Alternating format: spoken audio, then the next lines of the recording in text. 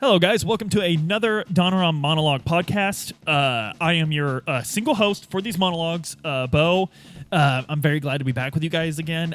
We are trying to make these daily. We're trying our best. So hopefully you'll be tuning in often to hear these.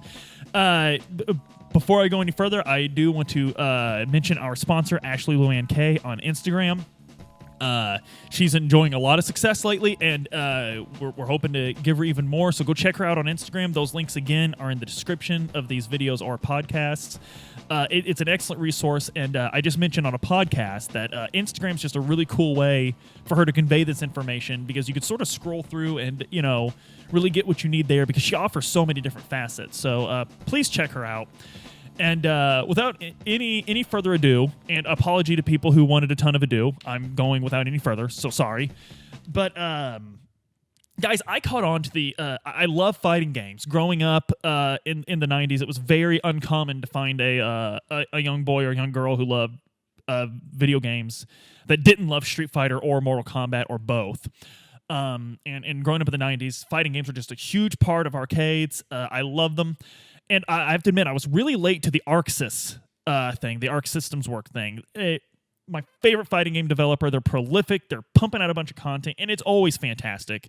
They make anime fighters, and of course, Guilty Gear and BlazBlue being their two biggest titles. But recently, I don't know if it started with, but the one I got into them with was Dragon Ball FighterZ, and they've just been making great licensed fighter content. Actually, I take that back. I actually discovered ArcSys when they did Persona 4 Arena and Persona 4 Arena Ultimax. I only bought those games because they were Persona. I'm just going to stand for Persona. And so when I bought them, I didn't really expect much. I never heard of Arc Systems Works. And I was like, oh, a licensed fighter. This is going to be great. I really expect it to be crappy. Beautiful, gorgeous, smooth, excellent fighting game, and I was really impressed. So when Dragon Ball FighterZ came out and I knew they had worked on it, I was all about it. So in 2018, I bought Dragon Ball FighterZ. Super fun game. Then in 2019, they put out BlazBlue Cross Tag Battle, which featured characters from BlazBlue, Under Night, In-Birth, which is an incredible fighting game. And they also had characters from Ruby, RWBY, the Rooster Teeth series. And then they had characters from Persona 4 Arena. And that was just a really cool fighting game. It was a lot of fun. And just this year, they released Granblue Fantasy Versus. Granblue Fantasy, of course, is a very successful mobile game in Japan. I wish we had the option of playing it here. Maybe through the success of this, we will.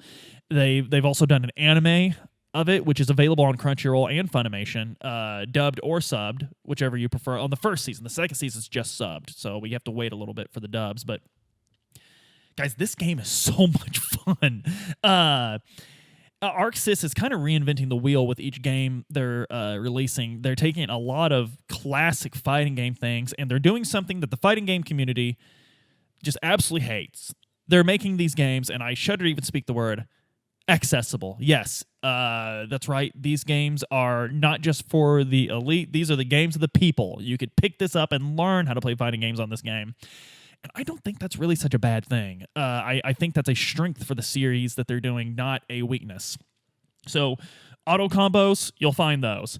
And this one took it a step further, and ArcSys has been simplifying inputs for special moves, where you just do a semicircle and a button, and that'll do it. And that's all your special moves. A semicircle and a different button, or a semicircle another direction, a different button, and maybe your hyper combos take a half circle and then two buttons or something like that. This game actually follows the Smash Brothers formula. It's just a specific button and a direction on your directional pad, and that performs your different special moves. There's some people that are just furious about that coming in, but I've never understood, ever since Smash Brothers' release, why these can't be in. Because a fighting game is so much more than inputs. It's reading frames. It's knowing when you can take advantage of that hit. It's knowing when you can take advantage of that confirm. So I really like that this game does that, because it makes it where you could focus on those other aspects much more and become a much more rounded player for even other games. And you could still do traditional inputs. They still left those in there. So I don't know what people are griping about. But I really like that. There's just 1 meter. There's just 1 meter instead of like 3. And it builds through taking damage or giving damage, almost no other way. and there's only really a couple things you could spend it on. Also, under your life bar, you have a symbol for all of your special moves, and your special moves have a cooldown. If you do the simplified version that I told you about earlier, it'll be a slightly longer cooldown than if you just did the traditional input. So they even give the traditional input people a little bit of leeway there. But I think the inclusion of these things really makes this game shine. It makes it a whole lot of fun. And one thing I've observed, and I don't think I'm alone, I think other people have observed it too, is anime fighters always come under a criticism of there's no neutral. Neutral is, in a fighting game, any moment where neither player has a distinct advantage over the other. One player is not suffering under hit stun, one player is not prone, one player is not blocking. It's when you're just facing each other. And anime fighters, because they're so fast, they always come under the criticism that there's no neutral. I believe Sonic Fox has said that before, even though he plays several anime fighters and is the best in the world at several anime fighters. But this game, there's a lot of neutral, man. I dare say the development team took some notes from Smash Brothers, because Smash Brothers is almost all neutral. But that, to me, it's just, I don't know if that's where the influence came or not, but I really like that that's present there. It makes it, I don't know, it just makes it more exciting for me. It makes it more back and forth for me. You almost always see close matches. You almost never see one-sided matches, and it's because of the way the game's designed. Dragon Ball FighterZ, of course, became very famous for TOD, Touch of Death combos, where one confirm will give you everything you need to just go in and kill off that one confirm, which is super cool to see on a Twitter video you posted of you in training mode. At a tournament, it's just sort of disappointing. Nobody likes those Super Bowls where one team just steamrolls the other one, you know?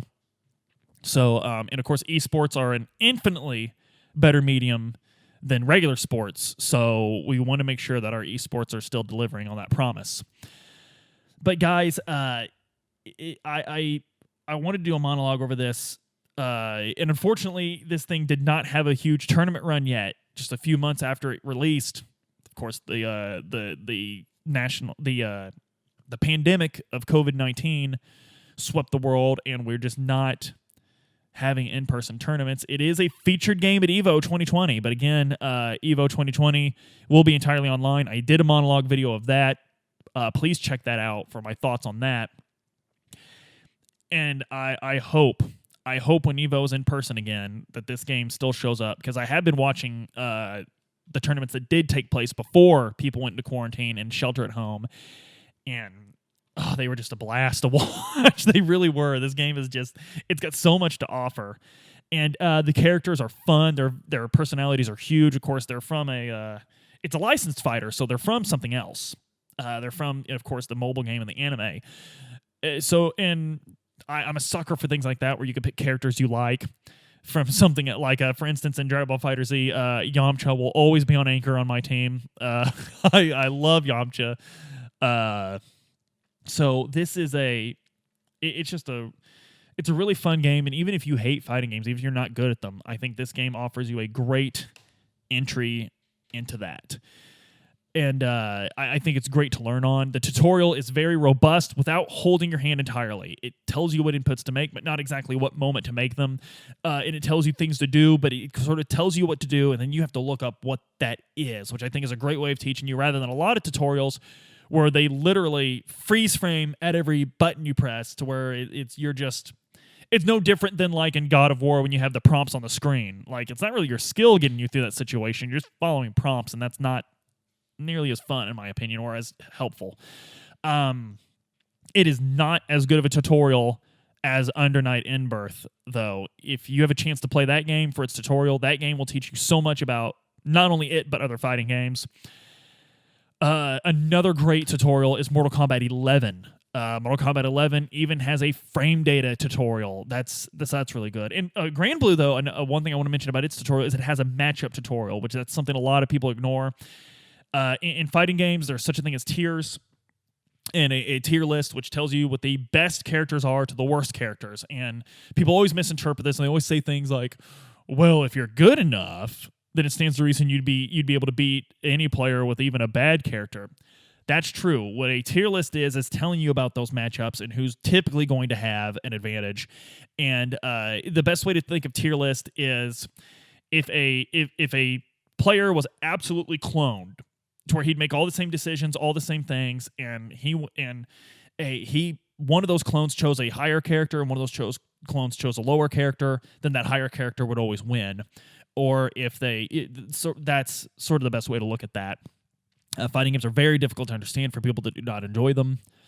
So, in what's funny is people don't debate these things in other games. Like, no one would ever tell you in CS:GO that, oh, any loadout's fine. No one would ever tell you that. So I don't know why they say that in fighting games. However, I love playing mid-tier. I love watching professional players play mid-tier because, of course, if a player's skill is that much more greater, no character will save you from them. You will have to be equal skill for that tier list to start to matter, but it still does. But anyway, another thing is you have the option to block with back or the option of a block button. Super important to remember because so many players will argue over which one's better. This game actually gives you the option. I think that's really cool. But what's cool about the option is if you hold the block button, you're safe on a mix-up. Your character will block either direction the mix-up comes from. So that's something important to remember. So if you're one of those guys that's like, well, if you're going to get hit by the mix-up, you're going to get hit by it. You should be able to just hit that button. There's good news because you can still play the way you want. So if you're a fighting game fan, I strongly suggest that you get Granblue Fantasy Versus. I will be playing it. I was actually labbing Zeta.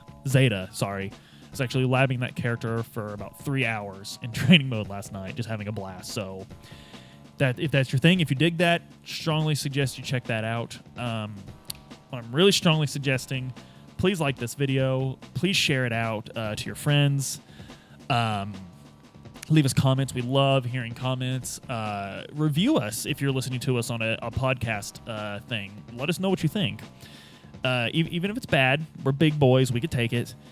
And otherwise, stay safe, and we hope to see you again.